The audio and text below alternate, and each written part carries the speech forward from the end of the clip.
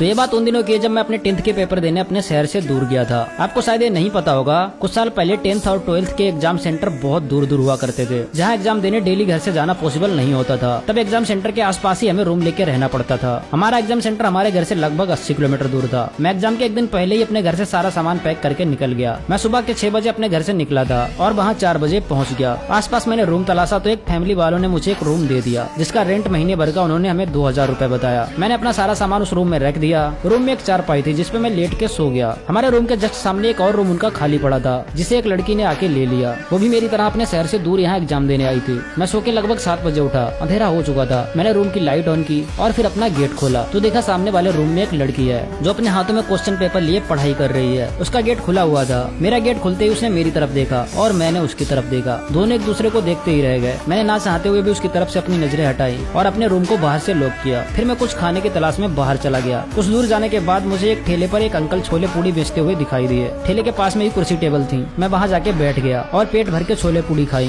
फिर अंकल को पैसे देके वहाँ से रूम की तरफ चल दिया। मैंने जैसे ही मेन गेट के अंदर इंटर किया, मेरे सामने वो लड़की खड़ी थी। उसने धीमी आवाज में मुझसे पूछा, हेलो क्या आप यहीं रहते हैं? मैंने बोला अरे नहीं, मैं यहाँ एग्जाम देने आया हूँ, मेरा घर यहाँ से काफी दूर है। फिर उसने बोला क्या आप मेरी छोटी सी हेल्प कर दोगे? मैंने बोला हाँ, क्या हेल्प चाहिए आपको? उसने मेरी तरफ 100 रुपए का नोट बढ़ाते हुए बोला, क्या आप मेरे लिए कुछ खाना ला के दे सकते हैं? मुझे बहुत ज्यादा भूख लगी है पर बाहर अकेले अंधेरे में जाने से डर लग रहा है। मैंने उससे वो 100 रुपए लिए, वापस से उन अंकल के ठेले पे गया और उसके लिए भी छोले पूड़ी पैक करवा कर ले आया। मैंने उसे खाना दिया। उसने मुझे प्यार से थैंक यू बोला और अपने रूम में चली गई। मैं भी अपने रूम में आया। कल सुबह ही मेरा एग्जाम था। मेरे पास उस टाइम एक कीपैड वाला फोन था जिसमें मैंने सुबह 6 बजे का अलार्म सेट किया और सो गया। सुबह 6 बजे जब मैं उठा, मैंने अपना गेट खोला तो देखा उस लड़की के रूम पे ताला लगा था। वो मेरे से पहले ही अपना एग्जाम देने के लिए निकल गई थी। मैं जल्दी से तैयार हुआ और अपने एग्जाम सेंटर वाले स्कूल को ढूंढता हुआ स्कूल पहुंच गया। और फिर वहाँ मेरे साथ कुछ ऐसा हुआ जिसके बाद वो अजनबी लड़की मेरे लिए बहुत खास बन गई।